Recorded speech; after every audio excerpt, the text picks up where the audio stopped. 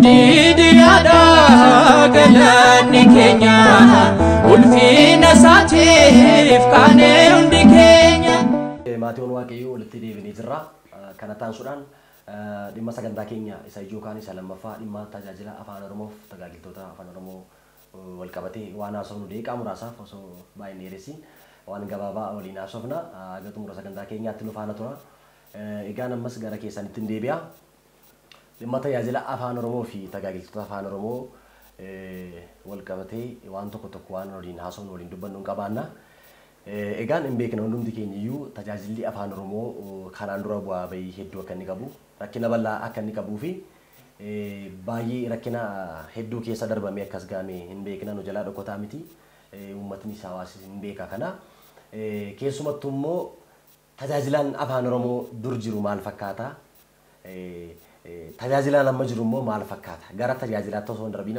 dhimma tajaajilaa wal qabatee osoo waan xinnoo haasofnee kan jedhu yaade gatiin ta'eef tajaajilaan durii maal fakkaata jireenya akkamii jiraata ture maal keessa darbee tajaajilaan ammaa immoo maal fakkaata kan jedhu egaan hin beektu tajaajiltoota kanaan dura turan umuriidhaan dursanii gameeyyii kan ta'an baay'ee isaanii hin beektu amma akka isaan bu'aa bahii hedduu keessa darbanii as ga'anii amantii kana daandii dhugaa kana nutti dabarsuudhaaf bu'aa bahii isaan keessa darbanii wangeela dhugaa kana nutti dabarsuudhaaf rakkina isaan keessa darbanii as ga'anii hin beektu bara isaan tajaajilan maqaa nama hedduu kaasnee maqaa isaanii tuqnee dubbachuu dandeenya bu'aa bahii hedduu tajaajila kanatti aga lubbuu isaanii dabarsu aga lubbuu isaanii aarsaa taasisuutti kan gaan tajaajiltoonni hedduun hin jiru gatiiteef tajaajilaan bara sanaa maal fakkaata tajaajilli yeroo isillee maal fakkaata tajaajilaan ammoo maal fakkaata tarii isaan irraatti waan barannu hin qabnu laata jireenyi keenya yookaan jireenyi tajaajilaa ammaaf jireenyi tajaajilaa yeroo isii maal fakkaata garaagarummaan keenya maalidha mee isiniif hunda keessaniif tokko keessaniif faarwata bulchaarraadha kan hin kaasuu barbaadu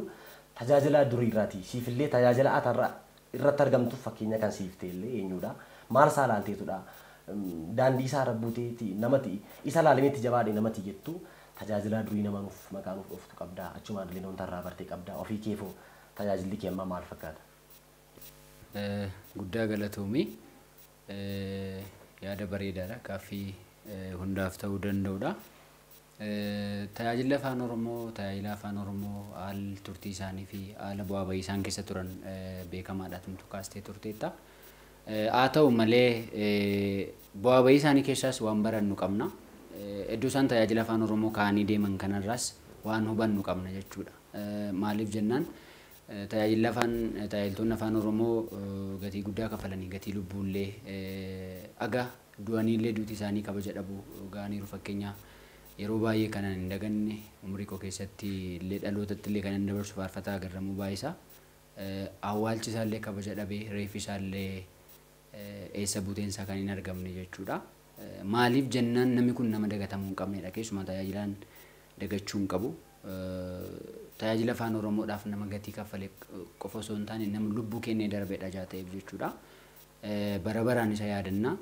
nama kanarraan namni kun hojiin hojjete bu'aa bahii keessa darbe tokko jabinanaa ta'e lammata immoo kan uummatatti citee uummataaf dhugaa wangeelaaf hojjechuu akka hin qabullee buleessa koorraa muuxannoo qaamaan beekuu baadhullee hojiin hojjetee darbee fi yaadanni kaa'ee darbe dhagaa bu'uuraanni utubee deebee sanarraati waan tokko baradheera sunillee akkana jabeessu sunillee akkana cimsu abdii akkanatti tolu ta'eera jechuudha tajaajiltoonni durii maal fakkaatu kan sinnaan jettaniif tajaajiltoonni durii hiyyanii isaaniin dhaga'amu anammaa amma tokkollee egaa wal dhageenya iyyuudha badanii barbaacha hin qabanii gargaarsa hin qabanii haaluma miindaa isaaniif kafaltii isaaniillee yoo ilaalle gaafa wallaa keenya birrii 5,000 kafalamu isaaniif birrii 500 kafalamaa ture jechuudha har'allee numa jira wanti sun haa ta'u malee chaalenjiin sun eessumayyuu jira har'ayyuu garuu inni kaleessaa sun baay'ee fokkisaa kan ture haga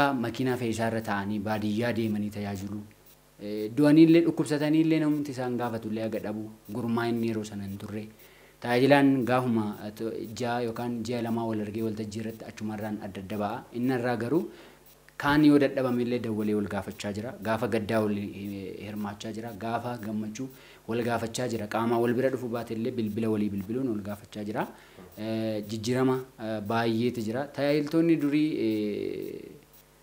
haga maayikiin yookaan sagalee guddiftuun irraa butamee haga siidiin isaanii faaruun isaaniiti haga isteejii irratti yookaan waltajjii irratti caccabsamuu irra ga'ee ture. Haa ta'u malee sun har'a hin jiru. Sun afeera. Dhiibbaan hin jira. Dhiibbaan keessaa baay'ee jira. Dhiibbaa sana caalaa garuu isa isaan dhukkuba isaan dabarsanii fi madaa isaan dabarsan sanatu caalaa waan ta'eef madaa sanarraa immoo abdii kutachuu duubatti deebi'uu otoo hin taane garramuun darbee abbaan keenya Lubisoorii guddatuun dhufe akkasuma obboleettiin keenya faarfattuu jaalallee bira isaan dhufte faarfataa gammachiis bultiin dhufe dasuu jiraataa hin dhufe faarfattoota ni maqaa isaanii hin beekne baay'een isaanii kan akka Firaa'ol fa'aan dhufanii deebi'ees immoo dhaloota ammaa keessaa ijoolleen amma walaloo fi yeedaloo hojjetan hin dhufanii jechuudha. Firii isaan sun ka'anii darbaniin dhagaa isaan ka'anii sokkanii lubbuu isaanii dhiiga isaanii ka'anii deeman sanaan nuyi har'a baay'annee horree sadarkaa kana geenye jirra jechuudha. Kan gara keenya irraatti gaafa deebinu dhiibbummaan nama yoo ta'uu baate malee tajaajila afaan Oromoo akka barbaannetti tajaajiluu dandeenya. Maaliif jennaan uummanni soof kennaadha. Haalli hamma jiru dhiibbaan gurguddaaf jajjabee nurra jiraatan illee uummanni rakkoo nurra jiru beeka jechuudha. Yoo ofii keenya ciisne yoo ofii keenya callisneen alatti cabsinee waan barbaanne hojjechuu dandeenya. Warri kaleessaa garuu uummannis waan seerri cabe yookaan waan qanonaaf dogimaan cabe waan itti fakkaatuuf dubbachuuf illee hin turre jechuudha. Uummanni dubbatullee uummata muraasa ture jechuudha yeroo sana. Har'a garuu uummanni jira. Tajaajilaan uummanni nu dursee waan jiruuf sa'aatii ammaa kana yeroo ammaa kana nutu dursee argamuu qaba malee karaa dhiibbaan hamma jiru kun harka dhibba keessaa harka 25dha jechuudha dhiibbaan jiru. Walolii keenya yoo ta'uu baate malee qaama biraarraati dhiibbaan dhufu muraasadha. Nuyi dhiibbaa sana cabsinee akka warra kaleessaa sana amma namni nu gaafatu jira. Seera illee gaafachuu dandeenya. Sagalee illee qabna yoo boonye yoo iyyine sagalee hin qabna.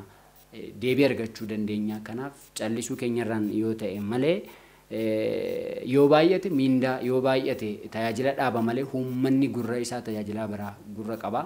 Kanaaf jabaachuu qabna, cimuu qabna. Tajaajiltoota kaleessaarraa akkuma dura sii kaasee waan baay'ee baranneerra waan ta'eef warri har'a jirru immoo dhaloota nu duuba dhufaa jiru kanaaf cichuu dhugaadhaaf dhaabbachuu wangeelaaf hojjechuu barsiisnee akkuma isaan nu barsiisan darban immoo barsiisnee darbuu qabna jedheen amanaa. Anaaf fakkeenya guddaa kan naa ta'e qaamaan otoo hin beekin gocha isaa hojii isaa faaruu isaa wantoota inni agarsiisee darbe garramuu baay'isaadha. Kanumaan jechuu barbaada. Obboleessi keenya faarfataan bulchaan yaada bareedaa yaada namatti toludha kan inni nuuf kaase. Walumaa galatti yaada isaa walitti qabee gaafa dubbachuuf jedhu gaaffii kana gaaffii wal fakkaataa isin gaafadhu. Walumatti qabee nuuf deebiseeranni waan bal'aa nuuf deebise. Yaada isaa inni xumuraa garuu asirra haasaasaa keessaati dubbiin ijoo fi dubbiin namatti toltu tokko jiraatte maalidha? Tajaajiltoonni kanaan dura turan bu'aa bahii hedduu keessa darbanii rakkina hedduu keessa darbanii har'a ortodoksii kana fakkaattu mana amantaa kana fakkaattu harka keenyaan keessa ga'aniiru harka keenya irra kaa'aniiru jiru nutti dabarsanii jiru. Kanaaf nuuniif isaaniin wanti gargar baasu yoo jiraate dhibaa'ummaa keenya irraan kan hafe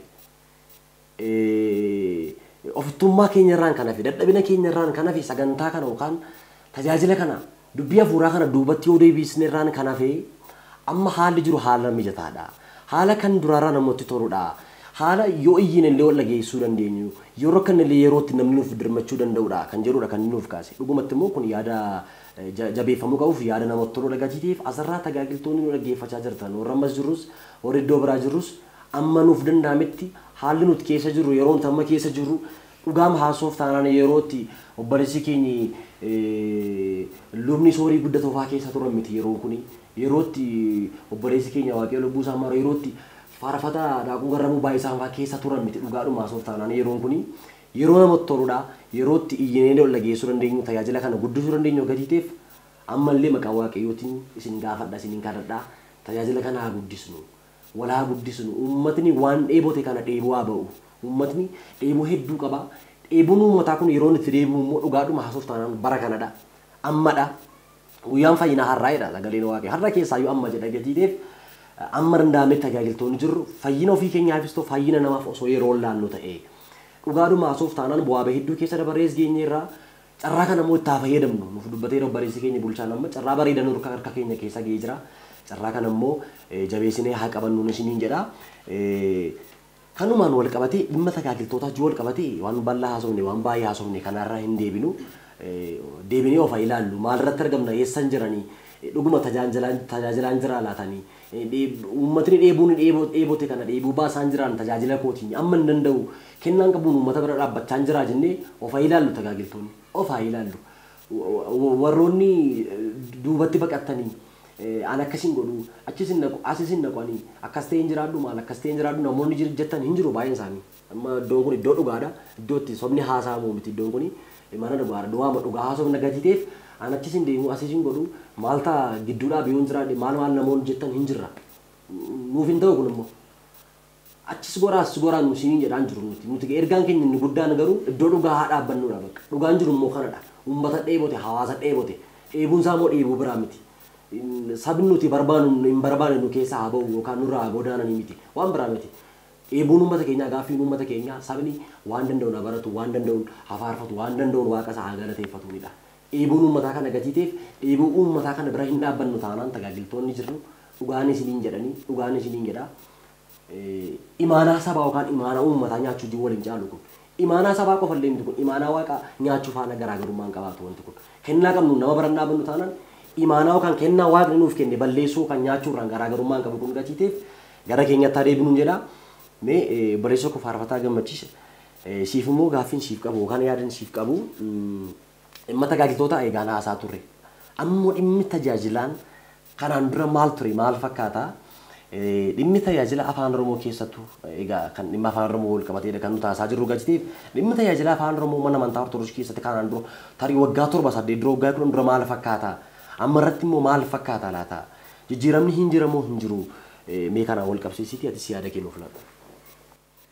Galatoomi baay'ee namatti tola akka kanatti wal agarree waa'ee tajaajila mana waaqayyoo waa'ee dubbii waaqayyoo waliin haasa'uun iyyuu carroomuudha jedhee yaada.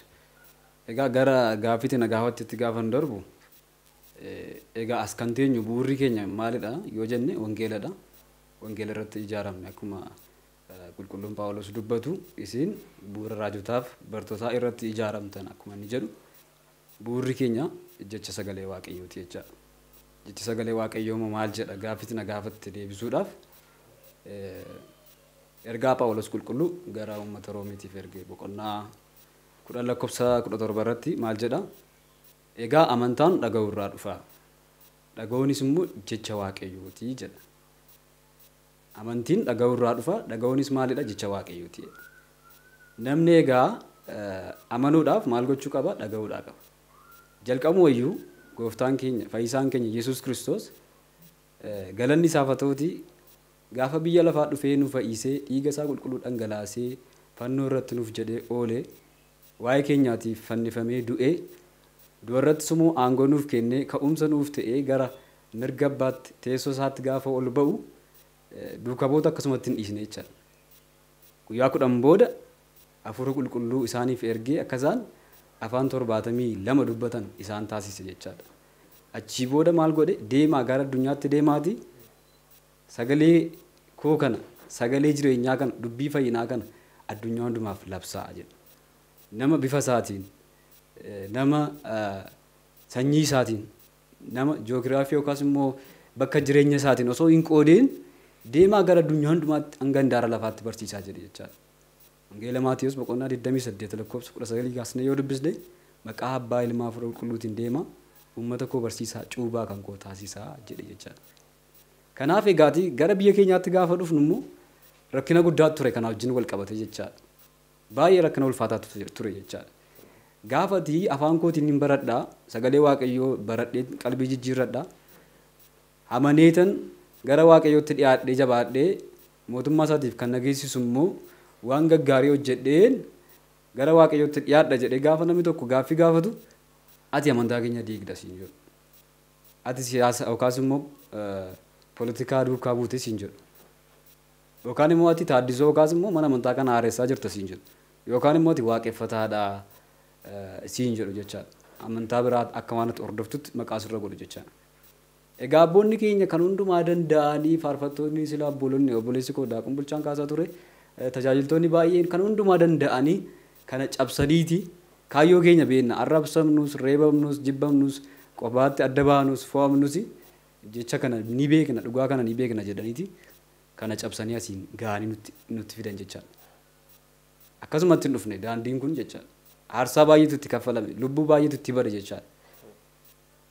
Rakkoo baay'eetu tajaajiltoota keenya irra gahaa ture jechaadha. Kun immoo kan dhufe maalii yoo jenne qabsoodhaan dhufe, ijaaramuudhaan dhufe, ol dhagahuudhaan dhufe, jechi waaqayyoo afaan keetiin barachuuf mirga qabda, faarfachuuf lallabuudhaaf mirga qabda siin jedha. Asiiti immoo gaafati waa'ee gaaffii kanaa kaastu maaliitiif gara biraatti fudhatama kan jiru egaa walitti gurmaa'uudhaan ol dhaggeeffachuudhaan dhufe sochiin kun duraan wal qabataa hin turre jechaadha. Naannoo jirutti hundumtu amma yoomitti jedhee ka'uudhaan wanta kana cabsee naannoo isaatti tajaajilaa ture.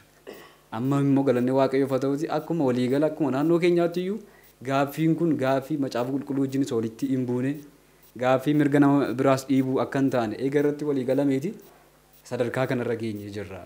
Sadarkaa bareedaarra geenye jirra. Ammayyuu immoo sadarkaan kun immoo sadarkaa isa dhumaa miti. Wal mormii baay'eetu jira. Inni kun bifa jaalalaan bifa tokkummaatiin hiikamee sabni keenya afaan isaatiin maal gochuu qaba? Barachuu qaba.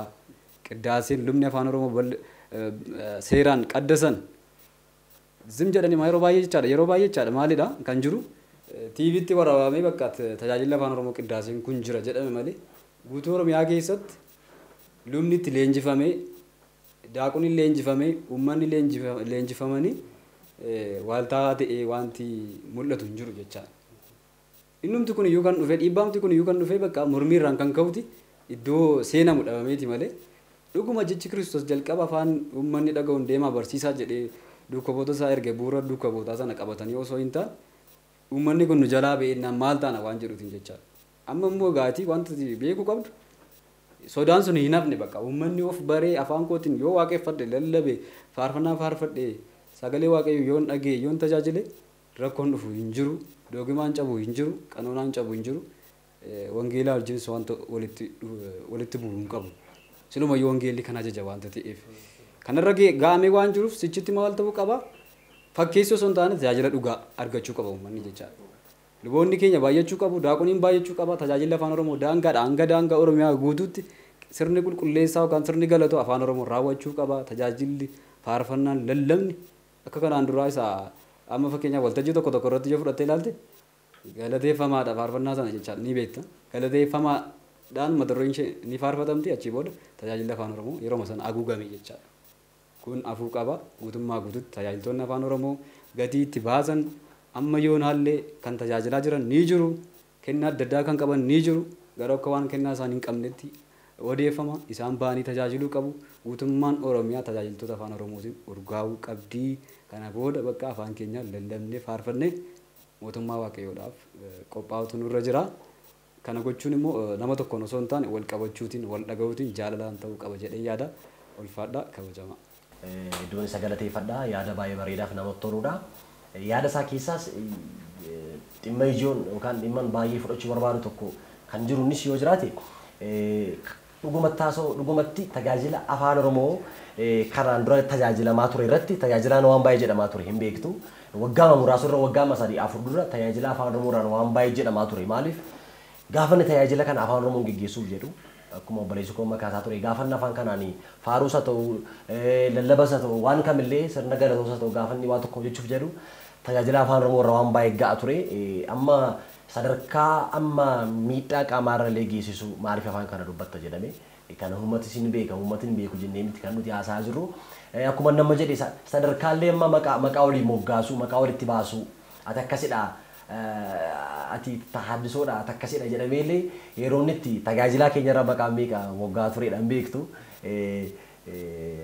anamma dhuunfaa koodhaan anaan dabalatee naan jedhame beeka wanti kun dhugaa maasoof taanaani garuu waan sun duubatti nan deebisne dhugaadhuma haasoof taanaan ittuu na jabeesse duubatti nan deebisne dhuguma afaan kana faarfachuuf galateeffachuun uummata bira dhaabbachuun tahaddisoon achiisa hoote borillee jedhamuuf qophiidha jechuudha gama koon jechuudha jedhamuuf borillee tumamuuf illee qophiidha gama koon dhuguma tajaajila kanaaf haarsaa kaffalamuu qabu haarsaa kaffalamuun barbaachisu kamillee kaffaluudhaaf jechuu barbaadeen maaliif tajaajilaan yeroo akkas jedhu waan biraa miti dhimma biraa qabaatee miti sagantaa biraa qabaatee miti dhiiga Kiristoosiin kan bu'uureffante yookaan kan hundeeffante mana amantii tokkittii kana dubbiin sagaleen waaqayyoo dhugaan keessatti lallabamuudha. Wangeelaan qabamee siyaasni biraa uummata biraan hin gaamiin gurra biraan uummata biraan hin gaamiinidha. tajaajilaan afaan oromoo kan inni kanaan dura waaqa aarsaas kaffalaa ture aaras kan inni kaffalaa jiru kanadha waan biraa miti dhugaan jiru alallabamu dhugaan ilma waaqaati dhugaan ilma durbee maaramii kanadha kun alallabamu kun dubbatamu dhagatii ta'eef ammallee uummatni kan inni nuuf baruu qabu tajaajilaan afaan oromoo ammallee bu'aa bahee hedduu keessa jira waan hedduu dabarsaa jira dhugaa mattaasoof taanaan tajaajilaan afaan oromoo dhugaa mattaasoof taanaan yeroo baay'ee wangeela lallabuu fedha eessayyuu kan inni deemu Kiristoos Yesuus lallabuu fedha waan biraa miti wangeela dhugaa kana qabateedha kan inni eessaa yoo socho'u gatiiteef gaafa inni dhugaa kana lallabuuf deemu godhu qormaan hedduu rakkinni hedduun herrangaa ammallee ga'aa jira hin beektu maqaan hedduu laatamaaf dhugaa mattaasoof taanaan tajaajiltoota ammaas kunuun ajanatti argitan kan maqaan ittiin hin jedhamin hin jiru maqaan ittiin hin moggeeniif hin jiru waan baay'eedha kan ittiin jedhamaaluuf jara kan isaan garuu waan hundumaa danda'anii dhugaa wangeelaadhaaf dhugaa uummataatiif waan meeqa danda'anii kan isaan ragaa jiran boriis hin jiraatu waaqayyoon jiraachisa kana sodaa tokko hin qabnu mee yaada xumuraa sagantaa keenyaan xumuraa barisaa qixxeessa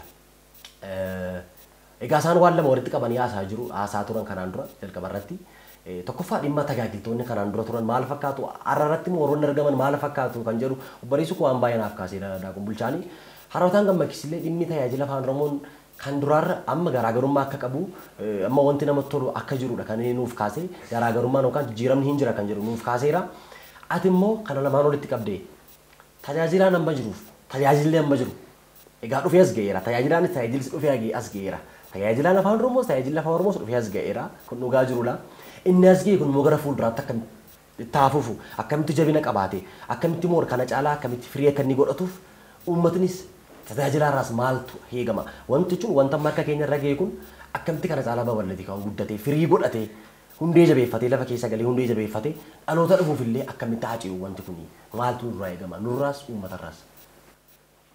Tolee guddaa galatoomi jecha egaa tajaajilaadhaa fi tajaajiltoota amma sadarkaa amma irra jiru kanatti gara fuulduraatti ceesisuudhaaf yookiin itti fufsiisuudhaaf wantoonni godhamuun nurraati eegamu kallattii lamaatiin jechaadha. Tokko jalqaba irratti wantoota dabarsine sana yaadachuun wanta keessa dabarre sana yaadachuun baay'ee gaariidha. Maaliif jennaan amma sadarkaa amma irra jirru kanatti tajaajiltoonni ni dhufu gara tajaajilaa kanatti jechaadha gara dirree tajaajilaatti tajaajiltoonni ni dhufu.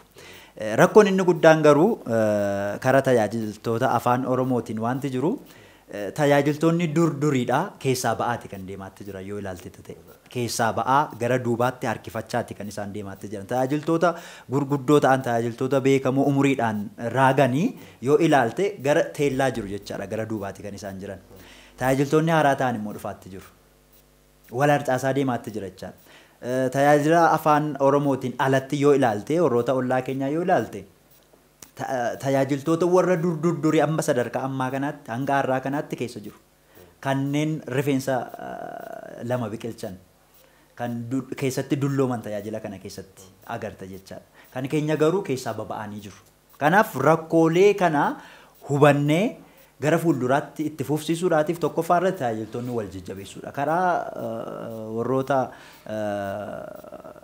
tajaajila afaan kanneen biraatiin yoo ilaalle wal jajjabeessuu irratti wal harkisuu irratti warra jiran mitiiti warra hin jirre warra badanii jiran illee iddootti wal barbaadanii fidanii gara miidiyaatti baasuudhaatiin kennaa qabaniin akka isaan tajaajilaniidhaatiif kan itti wal jajjabeessanidha.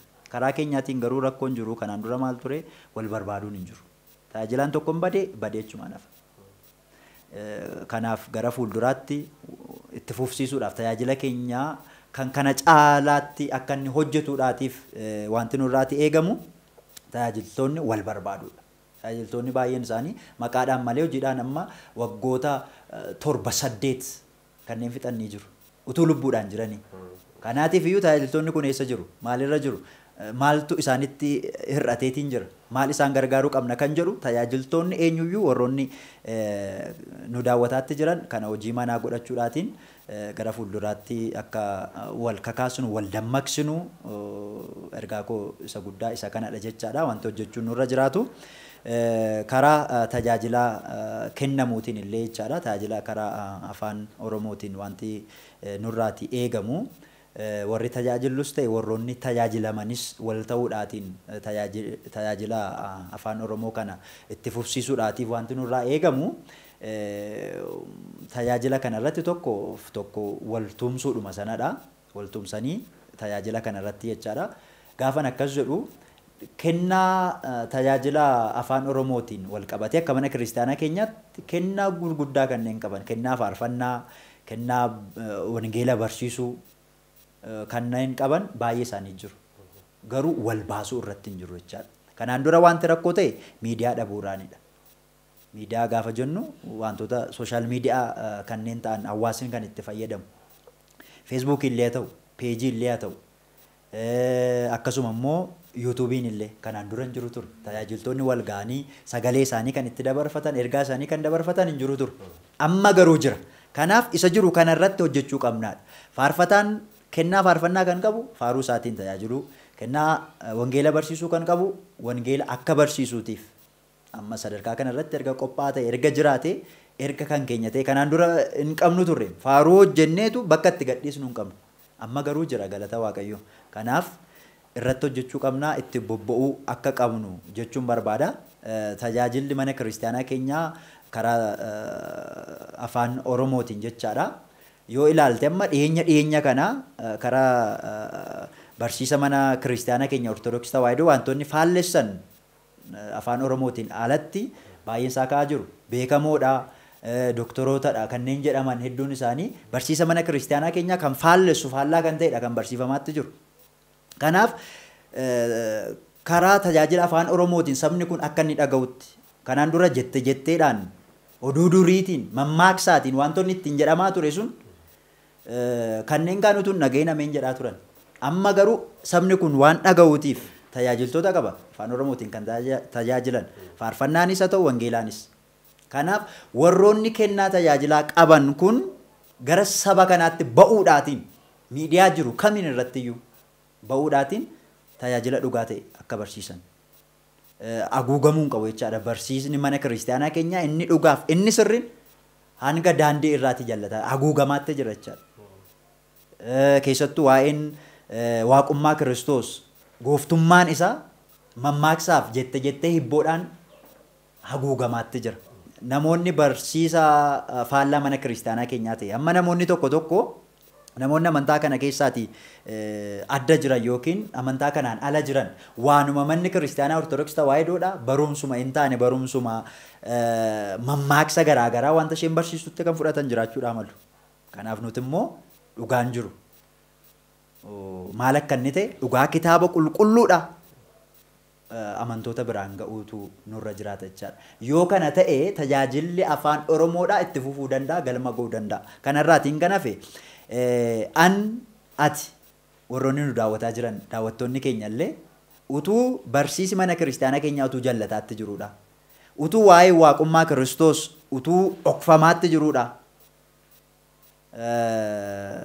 Callisnee kan teenyu ta'ee jennaan saba kanatti himuu utuu dandeenyu dhugaa jiru. Callisnee kan teenyudha ta'ee jennaan nutis warroota jallisaatti jiran warroota balleessaatti jiran wajjiniin tokkodha jechaadha nutis isaaniif harka rukutaatti jirra jechaadha. Kanaaf adabbiin jiru yoo jiraate nutis harka qooda keessaa qabna. Kanaaf iyyuu maal gochuun nurra jiraata tajaajila kana qulqulluu kan ta'e mudaa kan hin qabne gara amantootaatti baasuudhaan tajaajiltoonni miidiyaa jiru miidiyaa afaan Oromoo jiru kamirrattiyyuu irratti hojjechuu qabna. Kennaa qabnuun gara tajaajilaatti bobba'uu nurra jiraata wanta jedhamudha wanta kaasuudha qabu. Egaa wantoonni baay'een tajaajila afaan Oromooti wanti hedduun jiraachuudhaati mala garuu saatii keenya wajjin wal qabsiisne ammaaf kanuman dubbadha. Guyyaa biraas egaa sagantaa kan biraatiin wanta wal agarruudhaatiif ammaaf asumaan kanan goola butaa ulfaadha. Obboleessi keenya Barisaa Qaxeessaa yaada nuuf laatte hedduu galatoomii ulfaadhu jecha dhaamsa koo xumuraa kan ta'u tajaajiltoonni amma jirtan egaa tajaajiltoonni amma bira jiran waan baay'eedha waan hedduu kan isaan nuuf haasaa turan gatsiteef haasaa isaanii irraatti waan barannu waan hubachuu qabnu waan bal'aan wanti guddaan jira jedheen yaada tajaajila kana sirrii taa guddisnu sodaa tokko malee qaanii tokko malee ajabaannu walaa jabeessuun isiniin jedha. Egaan sagantaan kun akkuma obboleessi koo Barisaan Qaxeessaa jedhe kan guyyaa irraa qofaan xumuramu miti. waan torbeen itti fufuu gatiiteef torbee dhufullee akkasuma sagantaa biraaf yaada biraadhaanidha kan nuti keessummoota haaraadhaan fuula haaraadhaanidha kan nuti sagantaa biraas qabannee dhufnu gatiiteef yididiyaa tuubii kana guyyaa irraa kaasnee namoonni subscribe illee goone waan godhamu wal hunduma isaa gootanii yuutuubii kana guddisaa yuutuubii kana sirriitti hordofaa barumsa adda addaa barumsa hafuurawaa ta'an barumsa bal'aa irraa argachuu dandeessu asirra tajaajila hedduu argachuu dandeessu kanaaf walaa jabeessinu walaa guddisnu isin jedha akkasuma illee torbee dhufu ammas sagantaa wal fakkaataa keessummaa haaraadhaan sagantaa biraa qabannee hin dhufna amma torbeetti immoo hundumti keenya bakka jirutti ayyaanni waaqayyoo nageenyi waaqayyoo nuuf haa baay'atu ulfaadhaa horaa bulaa. Ididiyaadha galanni keenya ulfina isaatiif